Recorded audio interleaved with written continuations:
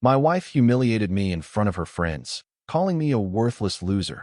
So I quietly walked away, rebuilt my life, and what happened next left her in total shock. My name is Ethan Carter, and I'm 47 years old. For most of my life, I believed in the value of loyalty, hard work, and quiet dignity. I never thought those qualities would be turned against me. I married my college sweetheart, Melissa, when I was 34. She was a whirlwind of charisma and ambition, smart, beautiful, and always surrounded by people who admired her. I wasn't flashy. I worked as a technician at the regional water utility department, fixing pumps and maintaining infrastructure so that thousands of people had clean water in their homes. It was steady work, not glamorous, but it paid the bills and gave me a sense of purpose. When I first met Melissa at a friend's birthday party, I was drawn to her confidence, and she seemed intrigued by my calm, no-nonsense approach to life. We fell in love quickly, married in a simple ceremony a year later, and for a while, I believed everything was perfect. I thought she saw me as her partner, someone who complemented her fast-paced world with my steadiness. In the beginning, our relationship felt balanced. I would come home from work, change into clean jeans, and cook dinner for us. She'd tell me about her day in marketing, the client presentations, the office politics, and her dreams of climbing the corporate ladder. We laughed as I told her about fixing a burst pipe at the community recreation center or replacing a corroded valve at the local hospital. She would lean over the counter and kiss me, saying she admired how grounded I was. I believed her. We bought a modest house in the suburbs, 2 cars parked in the driveway, my old pickup and her sleek sedan, and we settled into a comfortable routine. Weekends were our time. I coached Little League Baseball, she hosted brunches with her friends, and we took road trips in my truck, blasting classic rock and singing along. I thought we complemented each other. Her ambition and my stability made us a strong team. Around year 3 of our marriage, subtle cracks began to appear. I noticed the way her eyes would flicker to me when I wore my work uniform, blue overalls, and a cap, before she'd look away quickly. She'd drop off small hints about being bored. "I wish we could travel more," she said often, not noticing that my days off were spent covering shifts or paying down debt so we could afford weekends away. She'd ask if I could pick up a cleaner suit instead of showing up in jeans for casual Fridays. I tried to oblige. I bought a new suit for special occasions, and I arranged my schedule so I could surprise her with weekend getaways. I thought that would make her happy, but her questions became more pointed. "Why aren't you moving up in your career? You've been a technician for a decade. Don't you want more?" I would explain how union rules and departmental budgets limited promotions. I loved my job in its way. It wasn't a corporate ladder I wanted to climb, but it was honest work. Her gaze hardened when I said that. She would nod curtly, touch her hair, and tell me she needed to think. By the 5th year of our marriage, I felt the distance widening between us. I found myself tiptoeing around her moods, dreading the nights when she stormed into our bedroom after a long day at the office. She'd snap at me for forgetting to pick up milk, then criticize my dinner choices, saying they were too bland for her new health-conscious lifestyle. I'd look at her across the table and wonder if she remembered who I was. I started to question everything. Was it my fault? Had I failed to keep her interested? I began to work longer hours, hoping that an exhausted mind would make me more appealing to her. It didn't work. If anything, it made her more impatient. She'd text during the day questions about why I hadn't called, implying I had abandoned her priorities. I'd call back apologetically, telling her I had to finish a service call. She'd reply, "Of course you did," in that mocking tone that burned me inside. The turning point came on her 33rd birthday. She invited 6 of her closest friends over for drinks and hors d'oeuvres at our home. I decided to surprise her by cooking a homemade dinner, thinking that a thoughtful gesture might bridge the gap between us. I spent the afternoon cleaning the house, pulling weeds in the front yard, and preparing a 3-course meal. A mixed greens salad with homemade vinaigrette, roasted chicken with rosemary and garlic, and chocolate mousse for dessert. I set the table in the dining room with our best china and lit candles for ambience. I watched her get ready. She slipped into a black cocktail dress that accentuated her figure, applied makeup that made her eyes pop, and styled her hair in soft waves. She looked dazzling. I felt a surge of pride, imagining her friends admiring the life we'd built together. When her friends arrived, I greeted each one with a warm handshake and a polite smile, handed them glasses of wine, and offered to take their coats. Their compliments on the house and my cooking made me feel like a hero. I excused myself and retreated to the kitchen quietly, letting them enjoy the salad and appetizers. I peeked through the half-open kitchen door as they gathered around the dining table, wine glasses in hand, chatting and laughing. I thought, finally, they see me as someone worthy of respect. Then I heard it, her voice, loud enough that even across the room, I couldn't miss the coldness in it.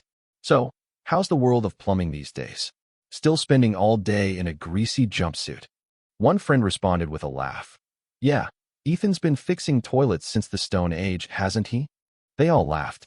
I stood frozen, confusion and shame flooding me. I never meant to eavesdrop, but those voices carried through the open floor plan. I stepped into the kitchen, collecting the chocolate mousse, and moved toward the dining room, ready to present dessert. As I reached the threshold, her tone snapped into a harsher edge. Honestly, sometimes I wonder why I ever married down. He's sweet enough, but he's got no ambition. Always 5 years behind, still doing the same job. It's like being married to a golden retriever, loyal but totally useless. The laughter was cruel and mocking. I felt the room tilt as if gravity had changed, and the air constricted around me. For a moment, I thought I might collapse. I set the platter on the counter, the chocolate mousse trembling under my fingers, and turned away without a word. I walked upstairs, closing our bedroom door behind me, the murmurs of their laughter fading into the hallway. My hands shook as I packed a small overnight bag, jeans, a shirt, a toothbrush, and placed the suitcase at the foot of my bed. I left the front door unlocked, the lights on in the kitchen to make it look like I was still there. Then I got in my car and drove to my brother Michael's house, 5 towns over, never looking back. That was the beginning of my new life. I spent that night on my brother's couch, fits of tears and sobs racking my body. Michael sat beside me, silent and steady, wrapping me in his arms until my shoulders stopped trembling. He didn't try to make me feel better by saying cliched things. He simply let me exist in my grief. The next morning, I woke with a headache and a hollow ache where my heart used to be. I scrolled through my phone and saw dozens of missed calls and messages from Melissa. Some were frantic. Where are you? Some were angry. How dare you leave on my birthday? And some were insulting. You're so pathetic, you can't even face me. I deleted them all without replying. I realized then that I needed time to recover before I could deal with her. I needed to find myself again. Over the next 2 weeks, I didn't contact her or the house. I stayed with Michael, helping him renovate his basement. I worked with paint and sawdust, letting the physical labor tire me out so I could sleep. At night, we'd drink cheap beer and talk about our childhood, how our parents taught us to respect ourselves, and how I deserved better than contempt masquerading as love. I began to journal, scribbling thoughts about my past identity, my hopes for the future, and the person I wanted to become. I realized I was more than a technician in greasy overalls. I was someone who could learn new skills, take on challenges, and build a life on my own terms. It was time to take practical steps. First, I needed a place to live. I looked online for affordable apartments near downtown, focusing on studio and one-bedroom units within my budget. My technician's salary wasn't enormous, but it paid the bills. I called a few landlords, scheduled tours, and found a small one-bedroom unit 4 miles from my old house. It had hardwood floors, a tiny galley kitchen, and enough light streaming through the window to read without lamps. It wasn't luxurious, but it was mine. I signed a 6-month lease, telling myself I would stay longer only if I felt comfortable. I moved in midweek, renting a U-Haul and promising myself I would never set foot in that house again unless it was on my terms. With the apartment set up, the next step was stability in my work and finances. I went back to my technician job at the water utility with a renewed sense of purpose. I took on extra overtime shifts, weekend call-outs, and accepted assignments in more distant parts of the county that paid higher per-mile rates. I made coffee at home instead of grabbing a latte each morning. I brought lunches from home. I cut unnecessary subscriptions. Every penny I could save went into a small emergency fund. I paid rent, utilities, and used the rest to buy groceries and fill my tank. I realized I lived on far less stress since I didn't have to juggle her moods or her social life. I focused on the present moment, fixing the leaking valve at the elementary school, repairing the booster pump at the fire station. Each job gave me a sense of accomplishment I'd never felt in our marriage, where I was simply dismissed as unambitious. Meanwhile, I poured energy into personal growth. I enrolled at the local community college to finish the business degree I had started years ago, but dropped when we married. I took evening classes twice a week in accounting and management. The first semester was tough. I hadn't been in a classroom in 2 decades, and I felt out of place among younger students in their 20s. I struggled with term papers and group projects, but I persevered. I spent weekends in the library, studying microeconomics and marketing. My professors noticed my dedication. One of them, Professor Simmons, took me aside after class and said, "Ethan, you have a mature perspective. Your work ethic is impressive." I thanked him and thought, this is for me, not for her. Each completed assignment reminded me I was capable of change and growth. During this time, I reconnected with old friends I hadn't seen since high school. I started going on hikes with a meetup group. There was a group called Trailblazers that organized Saturday morning hikes in state parks. I showed up for the first time wearing old tennis shoes and jeans, nervous about how they would judge me. Instead, they welcomed me warmly. Over time, I developed friendships with people who cared about the same things I did. Camping under the stars, sharing stories by a campfire, or discussing which gear was best for winter hiking. It was therapeutic. I found laughter again, encouraged by people who saw me for who I was, not what my ex-wife called me. My old habits of quiet dedication became the foundation of a new me. I set a goal to finish my associate degree in business by the end of the next year. I applied for a tuition scholarship offered to returning students. I sat through interviews, wrote a heartfelt essay about wanting to prove that a person's worth isn't tied to their job title. I received the scholarship, covering half of my tuition. I devoted the money I saved from my overtime to pay the remainder. I felt proud because I was investing in myself rather than spending money to keep up with someone else's social calendar.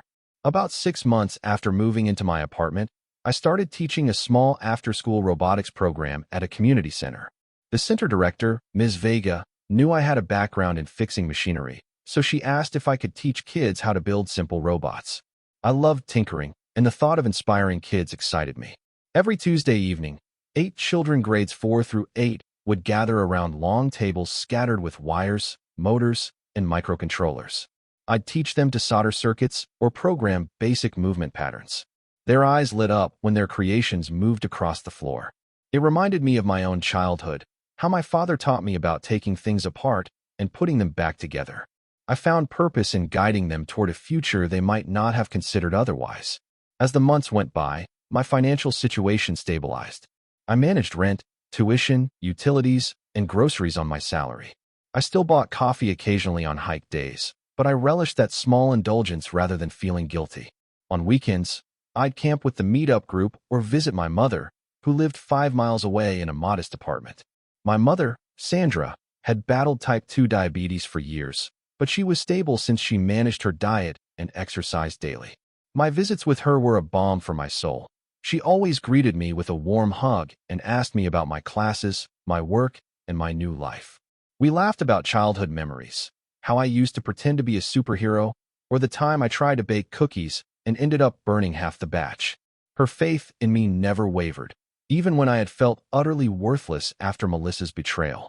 I maintained minimal contact with Melissa for a while. I changed my phone number after the humiliation, but mutual friends informed me that she had moved on quickly. She began dating a senior executive at her firm, someone named Jason, a polished man with a corner office and a portfolio of high-profile clients. When I saw her social media posts, she was posting selfies on yachts, vacationing in Miami, and dining at upscale restaurants.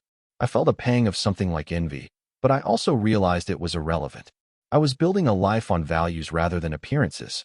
I focused on my own progress. I made the dean's list, I received praise from parents at the robotics program, and I earned a promotion at work to lead technician overseeing a small maintenance crew. The promotion came with a boost in salary and some managerial responsibilities. My boss, Mr. Rodriguez, said he was impressed with my initiative, how I stepped in when a senior technician quit suddenly, and how the department ran smoothly under my oversight. One afternoon, about 8 months after the birthday incident, I received an envelope in the mail from the bank. It was a notice of foreclosure on our old house. Melissa had been paying the mortgage, but after 6 months of job hopping and layoffs at her company, she defaulted. The bank had finally moved forward with foreclosure procedures. I felt a moment of anger. Part of me wanted to feel vindicated that she couldn't maintain the home she had so casually humiliated me in, but then I let it pass. I didn't need to gloat. I took a deep breath and continued my work. I knew that house, the place we built together, had been a tomb for my self-worth. Its impending foreclosure was symbolic, the final ruin of that chapter of my life. In late summer, as part of my second year at community college, I took on a group project. My team of 4 had to propose a business plan for a startup. I suggested a tech-oriented home services company, using drones and IoT sensors to inspect water infrastructure, combining my technical expertise with business acumen. The professor, Dr. Patel, loved the idea and let us expand on it for extra credit. We researched the market, drafted a business model, and even pitched a small mock investor panel. The assignment reignited my interest in entrepreneurship. I began drafting a real version in my spare time, envisioning a company that would streamline infrastructure inspections and maintenance. The idea felt like the perfect intersection of my past experience and new business knowledge. I shared it with Mr. Rodriguez at work, who encouraged me to keep refining the plan. Meanwhile, my personal life blossomed. I started dating someone named Laura. She was 32, a pediatric nurse with a compassionate heart and a quick wit. We met at a charity event for the local children's hospital, where I volunteered to help set up equipment for the robotics showcase. We ended up talking over leftover pizza and realized we shared similar values: honesty, community service, and the importance of family. She made me laugh in a way I hadn't in years. With her, I didn't have to pretend. I introduced her to my mother, who approved wholeheartedly, saying, "She's a keeper." For the first time since my ex-wife's harsh words, I felt safe being myself. Greasy hands, work boots, and all. By the time I was finishing my associate degree, my business plan had taken shape. I secured a small business grant through a community development program. With that and a modest loan from a local credit union, I launched Carter Infrastructure Solutions. The first contract came from a small municipal water district that needed a cost-effective way to inspect water towers and pipelines. We used drone-based imaging to detect corrosion and leaks, saving them tens of thousands of dollars in manual labor. Word spread quickly in neighboring towns. Within 6 months, we landed 2 more contracts. My team expanded to include 3 technicians and a sales manager. I found purpose in growing a company that provided stable jobs in my community and solved real problems. As my new life flourished, time continued to pass. I finished that business degree and enrolled in a 4-year program in business administration. I attended night classes while running my company during the day. It was exhausting, but fulfilling. I traveled occasionally to trade shows, speaking on panels about the future of infrastructure technology. I saw my face on the cover of a regional business magazine under the headline, "Small Town Tech Innovator." It felt surreal. The very things I had thought made me worthless, my background in technical work and modest lifestyle, became my greatest assets. Nearly 2 years after my marriage collapsed, I received a call from the sheriff's department. There was a notice requiring me to attend the foreclosure auction for our old house. I drove to the courthouse that morning with mixed feelings: curiosity, indifference, and a strange kind of closure. The house sold to a real estate investor who planned to renovate it into 2 rental units. I watched as people bid on properties, heard the gavel drop, and felt a chapter of my life seal shut.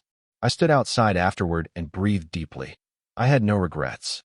The house and what it represented was gone, but I was in a place where material possessions mattered less than character and purpose. A month after the auction, I ran into Melissa at a local cafe. I had stopped by to grab an iced coffee before heading to a pitch meeting. She was in the corner, dressed in a rumpled blouse and jeans, not the immaculate image I remembered. Her hair was pulled back in a loose ponytail, and her eyes looked tired. She saw me walk in and froze. I paused and smiled politely. She looked taken aback, as if she wasn't sure whether to speak to me or run away. I walked over and said, "Hey, Melissa, how are you?" She swallowed and replied in a low voice, "I'm okay, I guess." There was an awkward silence as I sipped my coffee. She cleared her throat and said, "I heard your company is doing well. Congratulations." Her tone was flat. I sensed she didn't really mean it, but she felt compelled to say something. I nodded and replied, "Thanks. It's been a journey." She looked down at her latte and said, I lost my job a few months ago. I'm barely making ends meet." A pang of empathy hit me. I offered, "If you need pointers on plumbing or technical jobs, I can help." She shook her head. "I didn't mean to impose. I was just I saw you and felt I needed to say something. I nodded again and said, I understand. Take care of yourself, Melissa. Then I left. I felt neither triumph nor pity, just the quiet knowledge that I had moved on, and so had she, but in very different ways. That encounter was the final confirmation of how far I had come. I had gone from a man humiliated in his own home, called a worthless loser, to someone who built a thriving business, earned a college degree, found true love, and reclaimed his self-worth. I had rewritten my story from one of shame to one of resilience. The person who once dismissed me now lived with the consequences of her own choices, while I thrived on a path defined by my own values and efforts. Today, my company employs 10 full-time staff, serves multiple counties, and is on track to expand statewide. My revenue has doubled each year since founding. I live in a modest but comfortable home a few towns over from my mother's place.